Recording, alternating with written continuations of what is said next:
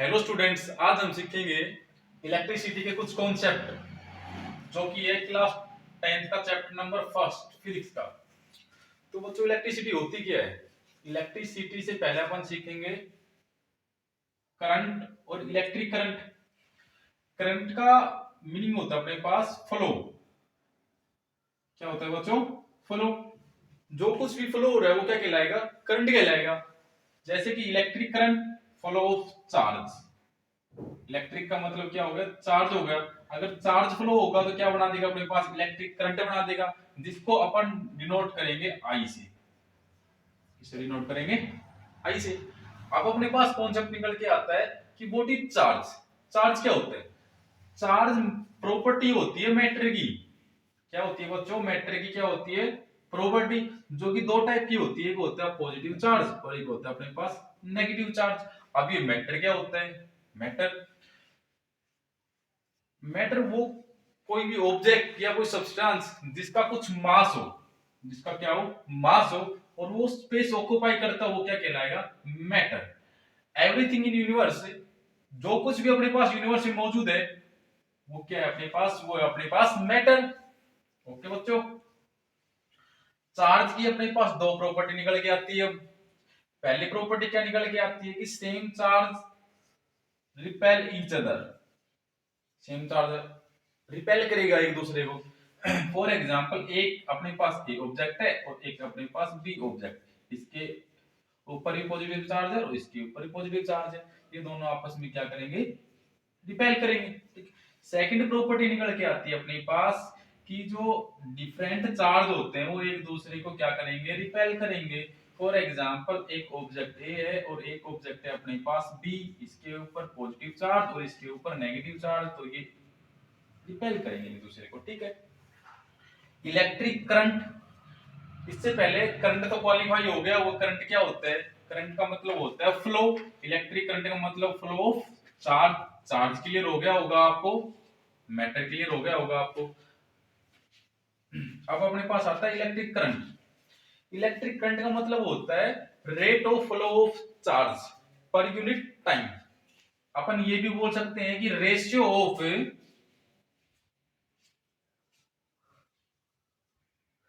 Charge and time. Charge का और time का रेशियो क्या कहलाएगा? इलेक्ट्रिक करंट कहलाएगा। और चार्ज की यूनिट होती है अपने पास कूलम। करंट की यूनिट होती है अपने पास एम्पियर। और टाइम की यूनिट होती है अपने पास सेकंड। अब ये यूनिट क्या होती है? What is unit? Unit unit एक ऐसा सिंबल या ऐसा नाम जो किसी भी ऑब्जेक्ट को स्पेसिफाई कर दे। क्या कर दे? स्पेसिफाई। फॉर एग्जांपल, अपने पास आ गया 5 कूलम। तो कूलम यूनिट है किसकी? चार्ज की। तो अपन यूनिट से देख के बता सकते हैं कि अपने पास ये क्या है बच्चों? चार्ज है। फॉर एग्जांपल, अपने पास आ गया 5 सेकंड। अब ये बताने की जरूरत नहीं है कि ये टाइम है, क्योंकि ये यूनिट ने बता दिया कि 5 क्या है? टाइम है। इसने बता दिया यूनिट ने। इसमें यूनिट क्या है? सेकंड है। और इसमें यूनिट क्या है अपने पास? कूलम है। ठीक है बच्चों, तो इलेक्ट्रिक करंट क्लियर हुआ। अब अपने पास आता है कि 1 एम्पियर क्या होता है? 1 एम्पियर या यूनिट, 1 को बोलते हैं यूनिट, यूनिट बोलते हैं या 1 एम्पियर भी बोलते हैं। 1 एम्पियर का मतलब होता है कि 1 coulomb charge flow in 1 second. एक सेकंड में जितना चार्ज फ्लो होगा वो कहलाएगा क्या? 1 एम्पियर। क्या कहलाएगा बच्चों? 1 एम्पियर। तो अब हम समझेंगे बच्चों व्हाट इज सर्किट। सर्किट क्या होता है? सर्किट इज एक क्लोज पाथ होता है जिसके अलोंग अपना करंट क्या करता है बच्चों? फ्लो करता है। एक क्लोज पाथ जिसके अलोंग अपना करंट क्या करेगा? फ्लो करेगा। मेनली बोल सकते हैं चार्ज अपना फ्लो करेगा। ठीक है। अब ये सर्किट का अपने पास आ गया डायग्राम। इसके अलोंग करंट क्या करेगा? फ्लो करेगा। करंट फ्लो करता है हमेशा पॉजिटिव टू नेगेटिव फ्लो करता है हमेशा। कैसे फ्लो करता है बच्चों? पॉजिटिव टू नेगेटिव फ्लो करता है। ओके। अब आगे अपने पास कंपोनेंट क्या होते हैं? कंपोनेंट होते हैं वो सारे के सारे इलेक्ट्रिक डिवाइस या वो ऑब्जेक्ट जो सर्किट के अंदर अपन यूज करते हैं वो क्या कहलाएंगे, कंपोनेंट कहलाएंगे।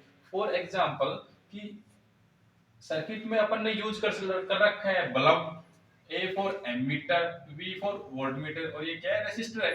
ओके, तो ये सारे के सारे अपने पास क्या है, अपने पास है बच्चों ये सारे के सारे कंपोनेंट। कंपोनेंट क्या होते हैं, ऑल इलेक्ट्रिक डिवाइस और object which use in circuit, circuit में यूज होने वाले सारे के सारे इलेक्ट्रिकल डिवाइस क्या कहलाएंगे, अपने पास कंपोनेंट कहलाएंगे। ओके, अब ये एमीटर क्या होता है, वोल्टमीटर क्या होता है, बैटरी क्या होती है, और अपने पास ये की। एक्चुअली में अपने पास सर्किट होता है दो टाइप का, एक होता है ओपन सर्किट, सेकंड होता है क्लोज सर्किट। एक होता है बच्चों ओपन सर्किट, एक होता है क्लोज सर्किट। ओपन सर्किट का मतलब ये हो गया कि करंट फ्लो नहीं करेगा अपने पास, चार्ज या अपन बोल सकते हैं करंट फ्लो नहीं करेगा। ओपन में क्या हो जाता है अपने पास कि ये की को अपन क्या कर देते हैं, ऑफ कर देते हैं। की को क्या कर दिया, ऑफ कर दिया, जिससे इसके बीच में क्या आ गया, ये गैप आ गया, और गैप के कारण करंट फ्लो नहीं होगा। सेकंड अपने पास आता है क्लोज सर्किट। क्लोज सर्किट में क्या होता है कि जो की है वो अपनी क्या होती है, ऑन होती है, जिसके कारण क्या होगा, अपना करंट फ्लो हो जाएगा। तो इतना क्लियर हो गया ना, ओपन सर्किट और क्लोज सर्किट। ओपन सर्किट का मतलब जिसमें से करंट फ्लो ना हो, क्लोज सर्किट का मतलब जिसमें से करंट फ्लो हो। ओके, अपन थे अभी कंपोनेंट के ऊपर। कंपोनेंट का क्या बताया था, वो सारे के सारे इलेक्ट्रिकल डिवाइस ऑब्जेक्ट जो सर्किट में यूज होंगे। सर्किट का भी क्लियर हो गया, कंपोनेंट का भी क्लियर हो गया। अब अपने पास आता है बच्चों एमीटर। एमीटर एक इलेक्ट्रिक डिवाइस होता है जो क्या करता है, अपना करंट को मेजर करता है। ठीक है, ये एमीटर हमेशा सीरीज में लगेगा, इसमें लगेगा बच्चों ammeter always in series. Ammeter always connected in series. Ammeter हमेशा किस में कनेक्ट होगा बच्चों, सीरीज में। ओके, अब अपने पास आता है वोल्टमीटर। क्या होता है वोल्टमीटर, एक ऐसा इलेक्ट्रिकल डिवाइस जो पोटेंशियल डिफरेंस को क्या करे बच्चों, मेजर करे, वो क्या कहलाएगा, वोल्टमीटर कहलाएगा। सेकंड आता है अपने पास बैटरी।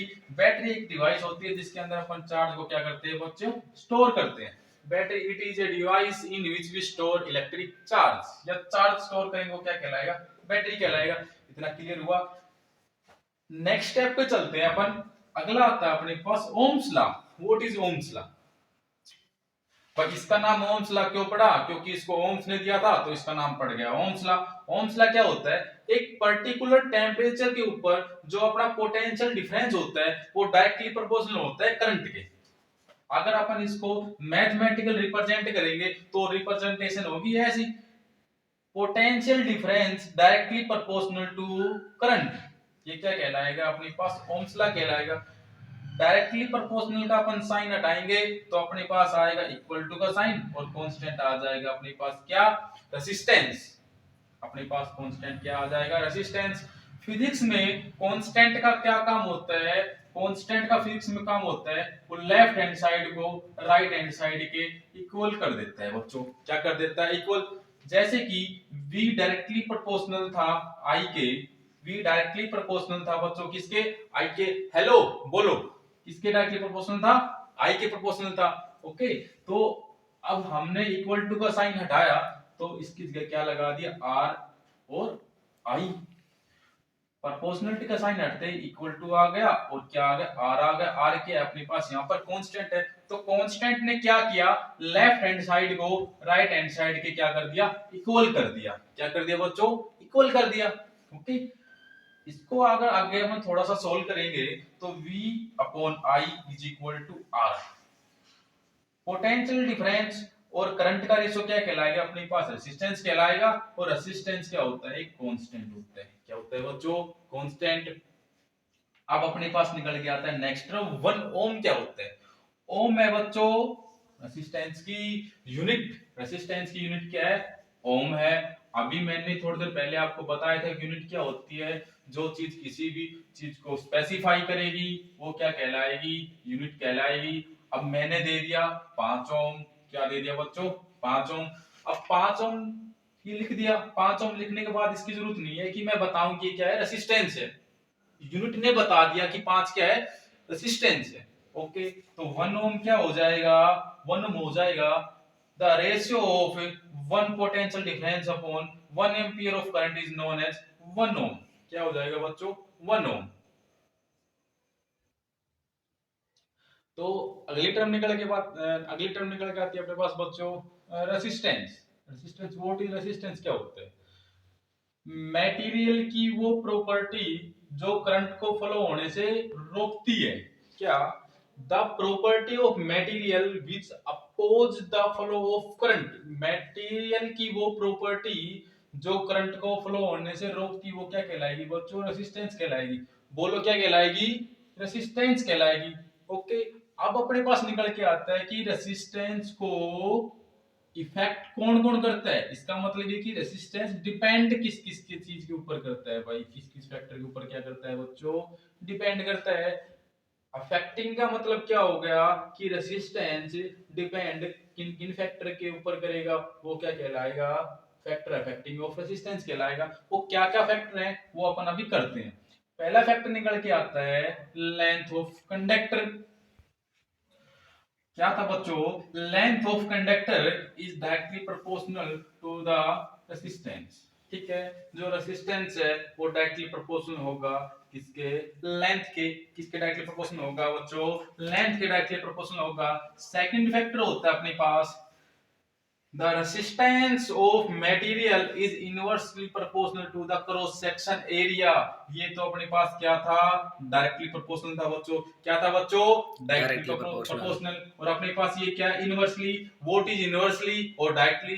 डायरेक्टली का ये मतलब होता है आमने सामने, इनवर्सली का मतलब होता है 1 के अपॉन में, inverse. What is the meaning of inverse, inverse का मीनिंग क्या होगा, 1 के अपॉन में क्या कहलाएगा, वो इनवर्स कहलाएगा।